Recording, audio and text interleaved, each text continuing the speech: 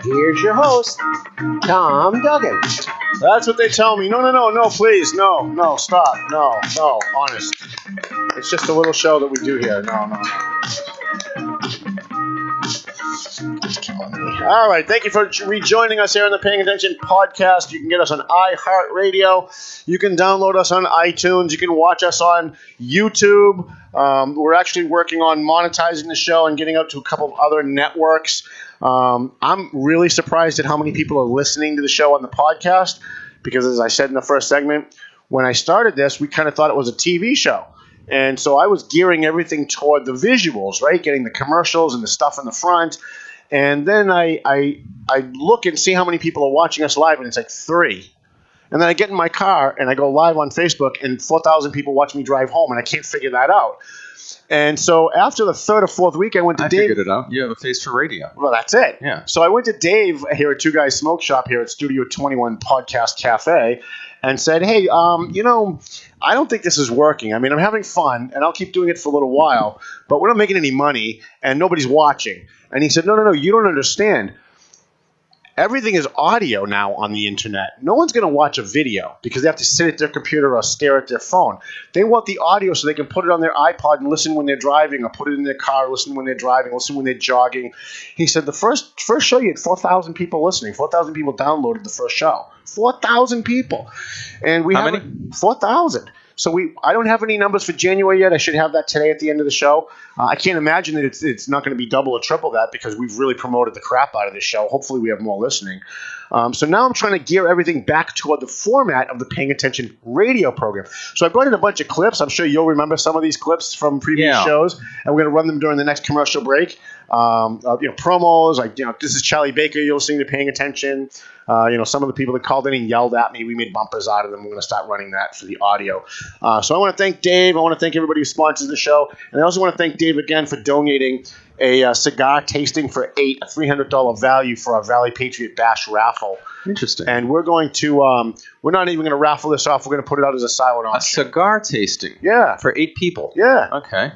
Right. Yeah. So I guess he supplies the cigars. Yeah. For 8 people, they can try different kind of varieties of cigars. Yeah, it's a new concept to me. If you have wine tastings, why not cigar tastings? Sure.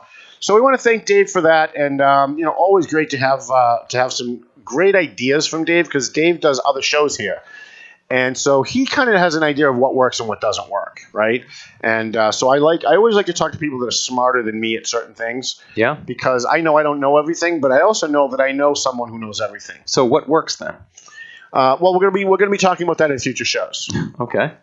So thanks for coming, Paul. Thanks for coming, Paul. Paul always finds a way to take the least important thing that you say and try and stretch 20 minutes out of it. Is there anything? Oh, never mind. Forget it. Exactly. See, we got him trained. It only took 12 years, but we got him trained. That's great. So I've got a bunch of things that I want to talk about. We have Phil DiCollegiero. Phil, the future's going to join us in the next segment. But do you have anything? I know you had something last week and the week before, and we never got to it. And so I still kind of wanted to talk about some of those things. We chatted off the air last week. We could either talk about some of those things. I have a couple other things that we could mention. Maybe we can do these quickly. Okay. Or rather quickly. I find it interesting how when I watch, and it hasn't been all that much lately, but when I watch news shows on the left and the right, they don't seem to be saying all that much differently, specifically. When I listen to shows on the left, it seems like there's a lot of people that say, I'm for the Second Amendment, but. Right, yeah. I'm for free speech, but. Yeah, there's the I'm for the Second Amendment, but. Yeah. And then on the right, it's very often, we need to tighten up on who has guns. Right. And I don't think either side disagrees with any of those basic things. The problem seems to be nobody's speaking about specifics. Right. Specifically, what would help the situation today. Right. That's because they don't have any solutions. There doesn't seem to be any specific solutions. It's just there is emotional. There is one. Emotional ranting. There is one. What? They want to take our guns away.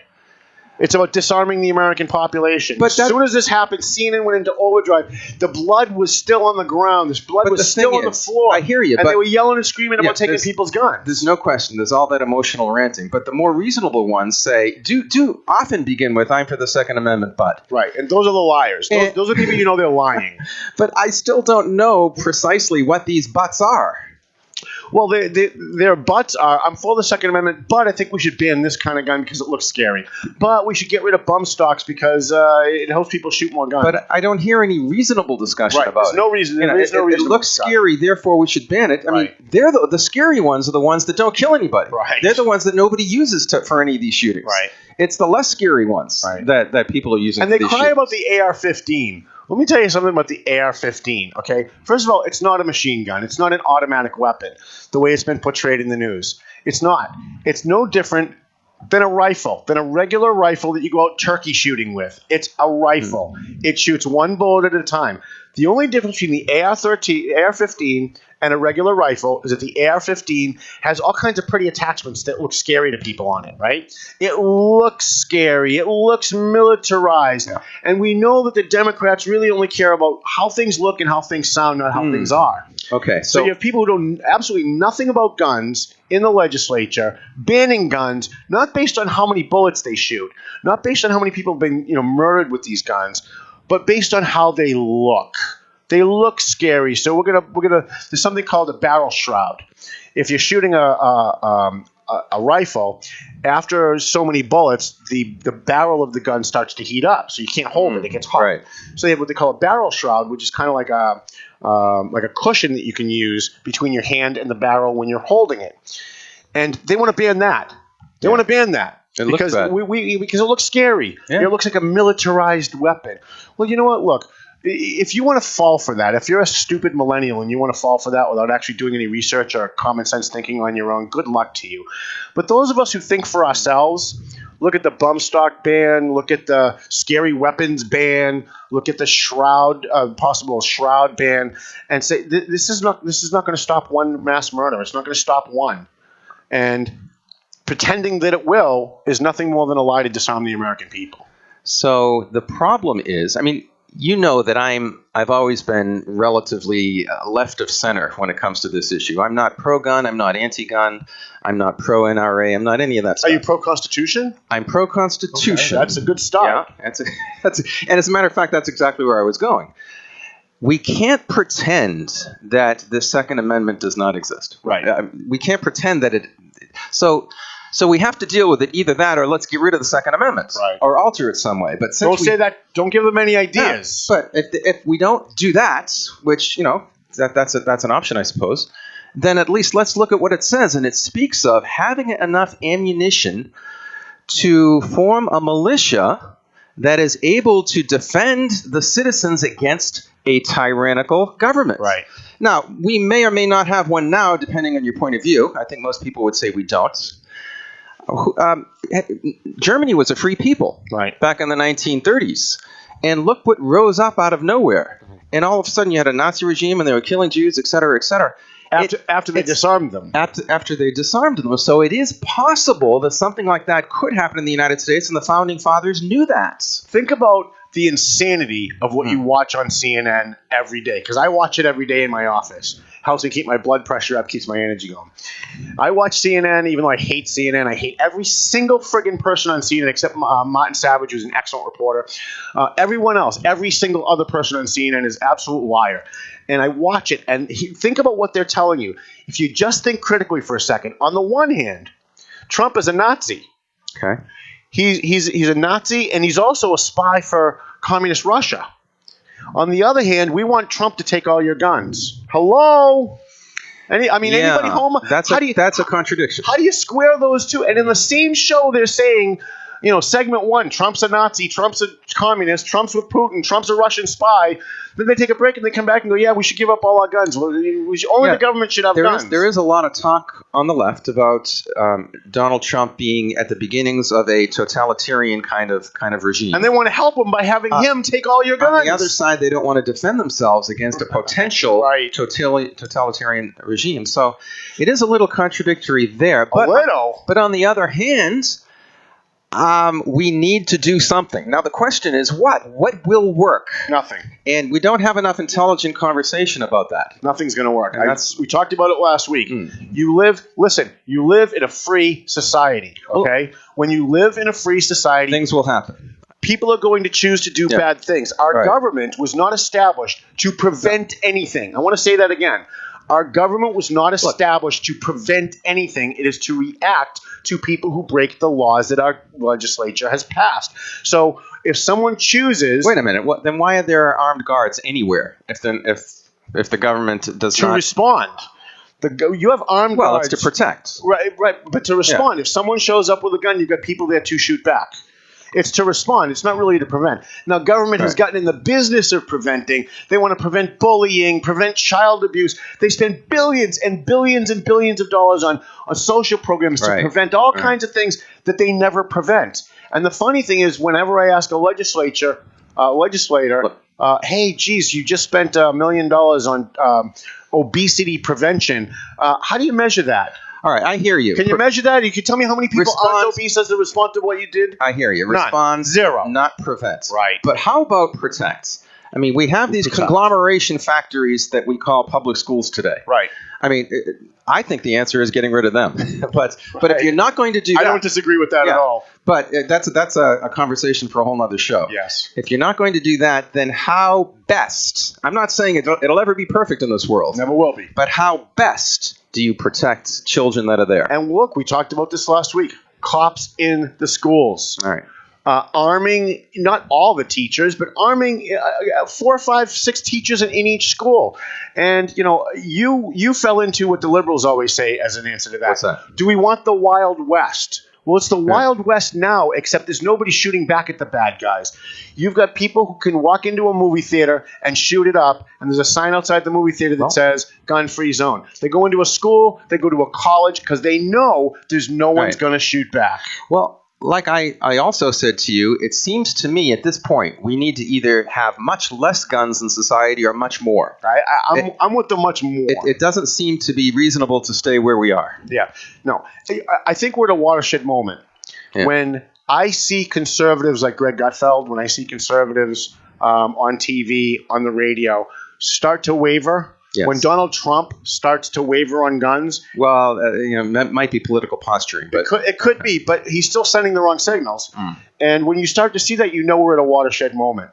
I can't imagine having any more gun. We have so many gun laws in this country. So many gun laws. It's ridiculous. It's impossible for a gun owner to know what they all are. But here's the funny thing: rather than having more laws that aren't going to be followed, how about just enforce the friggin' laws we have? I mean, I sit in Lawrence District Court on a regular basis, and someone will come up, and they beat their wife, and they did this, and they did that. They stole the woman's car. They took money out of her account, and they have a handgun. And maybe they used it. Maybe they didn't use it. Maybe they threatened to use it. The gun charge is always the first thing to get pleaded down because it's got mandatory time attached to it. So gang members, I don't know if any of you guys remember the story that I did. The gang member that was arrested for having a 9mm on public property. He was a gang member. The judge gave him bail. 3 days later, he's back at that place, and the cops arrested him for trespassing. Eventually, a week, 2 weeks later, that guy's gun charge was dropped. It was just dropped. So you have even in California, I mean, they're wiping out all of these gun sentences. Yeah. And so you think about what they ask us to do, like take a 30,000-foot view. They want us to pass more gun laws in reaction to a violent act so that the public will go like this and clap and say, yeah, you did something. And then when nobody's looking, a year later, when someone gets caught with a gun, caught using a gun, whether it's a bank robbery or whatever, the gun charge is the first thing that gets pleaded down. So they're not doing the time. So it's bait and switch. It's theater is what it is. It's not real. None of this is real. None of it. It's you'd be hard pressed to find anything real, at least through the media. That's true. One last point about this, and then we can go on, and that is this whole mental illness thing. Yeah. Now, I noticed that you responded on one of my Facebook posts about this. Yes. I've actually changed my mind twice on this issue. So I'm very schizophrenic on it, but I think I know where I need to be on this issue. Let me see what words come out of my head here. Okay. Try to put the foundation here. It seems like every time there is a mass shooting like this, mental illness comes up. Right. And the presumption is, with a lot of people anyway, that if you're going to do something like that, you are mentally ill. Right. So I have 2 questions relating to this. Number one. No solutions, but 2 questions. Yeah, well, we can talk out the solutions. Number one. You mean you'll ask more questions and I'll talk out the solutions? Number one, is it true? Is it true that if somebody does such an evil act that they are mentally ill? No. Let me do number 2 before we get to number 1. And number 2, if it is true, even though you don't agree it is, if it is true that these people are mentally ill, what causes this kind of mental illness? Is it always a chemical imbalance that makes somebody do something evil, or does an evil will cause a person eventually to become mentally ill? Can it go the other way? So those are 2 questions on the table. All right, I think your second question is kind of a non sequitur, so let's go to the first question first. Go ahead. And the first question was? Is there always mental illness with a mass shooting? No. In fact, there's usually not a mental illness when it comes to any kind of shooting. A shooting occurs, I'm going to say this slowly so people can let it sink in. A shooting occurs when a person chooses to take a gun and go shoot somebody. It's not society's fault.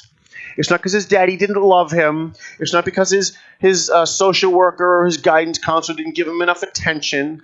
It's not because he was able to buy a gun legally. It's not because of the gun laws. It's because a human being in a free society chose to go out and get a gun legally or not and used it. And you're saying it is a freely chosen act of a person in his right mind. That's what you're saying. Now, do you believe that that's the case most of the time? Most of the time. Right. There are cases where someone's mentally ill. They don't get life. They're not living in the same world that we're living in. They've got some serious mental problems. They call it insanity. Right. Right. But we used to have mental hospitals, right? Right. The government used to have mental hospitals. And somewhere in the 70s, the government realized that if anybody knew what was going on in those mental hospitals, that everyone's head would be on a block. Right. So instead of fixing the problem, they closed down all the mental hospitals and shoved these people out into the street and sent them back to their family. Now they're walking around amongst us. And yes, they can get a gun legally. But also, yes, they can get a gun illegally. Right. So you can go down the street here to Gun and Sport North, and you can buy a gun if you pass all the background checks. But if they say no, you can drive another mile down into Lawrence, go to Park and Hampshire Street, and for $50 you can get any gun you want. And anybody who's is that good? I mean, what are you describing it, but what are you saying about it? No, I'm saying that by outlawing guns, by making guns harder for law-abiding citizens to have to protect themselves, they're not stopping the criminals from getting the guns. The criminals just go into Lawrence and buy an illegal gun anyway. So it's like drugs. Well, yeah. Whoever wants them will get them. They want to outlaw guns. How did that work for heroin? Right? How did that work for cocaine? How did it work for alcohol? It didn't. And the same people who are saying we should legalize all drugs because people are going to get it anyway are the same people saying take away everybody's guns. Wait a minute. Aren't they going to get it anyway? Well, a lot will get it anyway, but perhaps a lot less will get it. Right. That's the idea. It's amazing how the Democrats and the left say, if we build a wall, people will just come anyway. So why bother building a wall? But if you ban guns, criminals are going to get them anyway, but we should still ban guns. Every single thing that the Democrats say they believe in is direct contradiction to everything else they say they believe in. And I can give you 100 more examples just off the top of my head. Well, as you know, that I believe that it's an inconsistent ideology because I don't want to hold back, Paul. I don't want to make any more enemies that I may have. Make the enemies. That's why we're here. But I think it's a conglomeration of many of the philosophical errors of the modern age, and it's when somebody's infected with it, I really think it's a psychological disease. Because it's so contradictory and so non-accepting of reality, and such a desire to change reality and to believe it. Right. It's in any other age, it would have been called insanity. The lying that goes on in the media, the conditioning and the brainwashing that goes on CNN and in the media is so over the top and staggering. Just this morning, Wayne LaPierre from the NRA got up and gave a speech. And he talked about people who were exploiting the deaths of these children for their political end. I can't remember his first name. I think it's Mike Berman or Mark Berman, whatever his name is, comes on the minute Wayne LaPierre is done. And he says, to a high school student who was at the shooting. How do you feel about the fact that Wayne LaPierre just said that you guys are exploiting the deaths of your... Now, he didn't say that. He didn't say the kids were exploiting the deaths of the kids that were shot in Florida. He was talking about the political people on CNN, no less, who are out there every single day exploiting the deaths of people, young children, no less, to push their political flippant agenda. But see, Wolf Blitzer and Berman and Jake Tapper and the rest of these clowns on CNN, they don't want to talk about what the real issue is because they're going to look bad. Because they're part of it. They're part of the problem. So they have to take whatever Donald Trump says or whatever Wayne LaPierre says or whatever anybody who doesn't agree with them says, twist it, make it look like they said something totally different than what they said, then have a 1-hour panel discussion about it.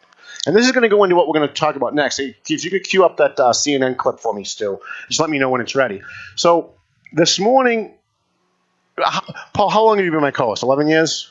I would say more than that, something like 13, I think. Okay, so for about 13 years, Paul's been my co-host. And for all that 13 years, I've been saying that the news scripts everything. They script their interviews. They script their panel discussions. They are pre-interviews before all of them. Remember we did a whole show on the pre-interview stuff? Right? Okay, so I've been saying this, and every time I said it on the radio when we were on CEP, every time I've said it here, I get emails from people. You're making that up. You just don't like CNN. Really? I'm making it up? This morning, for the first time in 13 years, we got proof. Go ahead, Stu. I expected to be able to ask my questions and give my opinion on my questions. But Colton Hobb, a member of the junior ROTC who shielded classmates in the midst of terror, says he did not get to share his experience. CNN had originally asked me to write a speech and questions, and it ended up being all scripted. Colton wrote questions about school safety, suggested using veterans as armed school security guards, but claimed CNN wanted him to ask a scripted question instead, so he decided not to go. I don't think that it's going to get anything accomplished. It's not going to ask the true questions that all the parents and teachers and students have. Now, isn't that amazing? And so you can see right now. Isn't that amazing?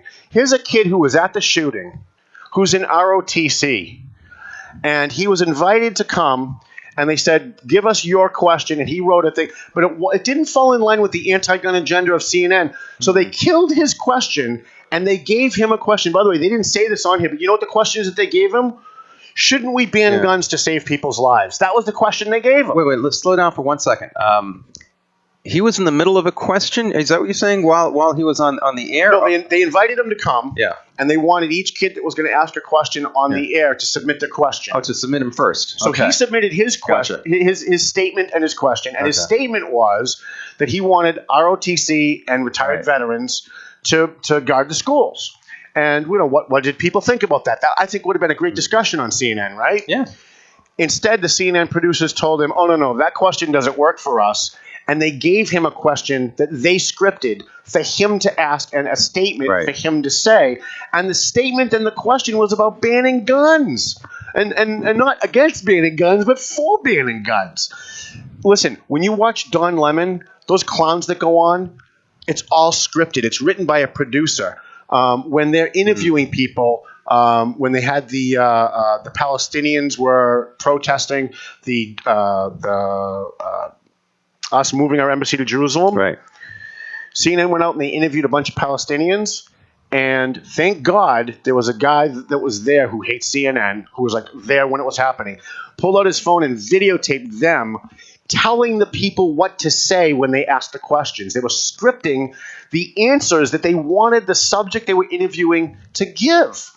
Now, this is CNN. Look, if that was NPR, if it was, Channel 5 Boston, you could go, okay, well, maybe it was a rogue producer. But this is CNN, and it happens on every single So every show. time, you would say that most times that they have interviews with people on CNN that come on the screen rather than in person, they're told by the producer before they come on air, these are the points we want you to cover. Yes. Make sure that you say them favorably. Yes. And if you don't, you know what happens? What happened to this kid? Right? He didn't get on. He didn't get on because he wasn't willing to push the anti-gun narrative that CNN wanted him to say. So they're hiding behind the skirts of little girls. They're hiding behind little boys, little high school kids to push their political agenda and pretending that it's news. It's not news. If this is the case, it should be called CNN Entertainment. I agree. It shouldn't be called CNN. Right. I totally agree. CNE, I guess. Cable, no, CEN. Yeah. Whatever it is, they should just stop calling themselves news. I'd be okay with that. All right. But they pretend that they're hard news, and then they come up with, this is an apple. No matter what anybody tells you, it's that commercial. Because facts matter. Well, really, on what channel? Because they're not on this channel. Such projection. And they have to keep saying, such projection. CNN. What is it? CNN, the most trusted name in news. They have to keep saying it over and over again so they'll believe it. That's all why right, you want to change subjects or no? Real quick, and then we're going to have Phil of the future come up here. He's patiently waiting. He's not Phil of the present yet? Not yet, no. Okay. I'm just wondering when that happens. He's got a bright future, that kid. All kidding aside, I've got a lot of hopes for him. I think he's going to go far. Okay. Pop culture is in the midst of a Me Too movement. Yes. We could do an hour on this. You want to do a whole hour on this someday? Yes. I could do a whole hour on this. There's a whole lot to say about it, but this is just one tiny thing. And that is, it's interesting how the one of the highlights, I suppose you could say, of pop culture is what happens at the Super Bowl, particularly what happens at halftime. Yes? Okay, sure. All right. So that's football, right? In the Super Bowl? Yeah, absolutely. So in the midst of this Me Too movement, they hire Justin Timberlake, who's been on before. We remember the infamous, wardrobe malfunction with Janet Jackson. He was dancing with her. Which was wonderful. And he comes on and he sings these songs called Rock Your Body, Can't Stop the Feeling, Sexy Back. Now, I was probably talking about women's rear ends, I would imagine. And Filth. Now, is this not a contradiction here about, here you come on the biggest highlighted stage in the world to pipe into the world's songs about using women and, seeing them as objects, and this is supposed to be cool? I mean, where is the consistency in pop culture? I guess that's the general question. Listen, pop culture has gone the way of politics. Everything these snot-nosed idiots in Hollywood say they believe in, they don't really believe in it. For example, then it's hypocritical. It's totally hypocritical, but they don't care that it's hypocritical. They're making money on it, and that's all they care. They peddle smut to our kids. They peddle sex to our kids. They peddle violence to our kids. But don't smoke in a movie because movies are very influential. So whenever you say to a liberal, geez, there's too much violence in that movie, it's geared toward kids. It's just a movie. Then, okay, well, geez, I guess it's okay that the lead character, the hero in that movie, smokes 5 packs of cigarettes a day. Oh, no, wait a minute. You don't want to influence kids in a bad way. Again, right. You can't square both of those positions. They're two opposite opinions. You can't hold both. You can't. And you get guys like Meathead, who go out there was railing against cigarettes in movies for about 5 years. Yeah, Meathead. From All in the Family? Yeah. Rob Reiner. Rob Reiner. Yes. So Rob Reiner is out there, and he was spearheading this thing about not having cigarettes in movies, not having heroes in movies have cigarettes. He was on. Did you see him on Tucker Carlson the other night? Yeah, it was great. Okay, that was awesome. That was fun. Tucker's the best show on TV, by the way. It's one of the few shows on Fox I watch. But here he is. He's out there, and he's promoting and trying to get all of the movie studios to agree not to have the heroes in their movies smoking cigarettes. Yes. Right? And at the same time, they're peddling sex to our kids. They're peddling violence to our kids. You've got guys with M80s walking into a mall and shooting people up. You got Rambo. Well, you got all these movies that they're promoting. Right, and they're against guns, by the way. And they're against guns, but they're glorifying. And by the way, these are the same people who are developing these video games where you get points for raping women and shooting people with automatic weapons. Yeah. But we should blame the gun. Utterly inconsistent. Totally. From beginning to end. Yep. And I think you probably hit it on the head. A lot of it has to do with how do we make money and look honorable at the same time. Right. And while we peddle this nonsense to make money. They cry about women being treated as sexual objects. But think about this for a minute. I bet you this is something nobody's ever thought of. On the front page of Playboy magazine, what do you have? You have a scantily clad woman who looks very sexy being objectified, right? Yeah. You say, okay, well, that's geared toward men. How about Cosmo? Ever see the cover of Cosmo? Yeah. Scantily clad woman showing all kinds of cleavage, sexually objectifying herself on the front cover of Cosmo. Cosmo is marketed to teenage girls. That's what it's marketed to. Vogue magazine, Red magazine, every single woman's magazine you can find at CVS.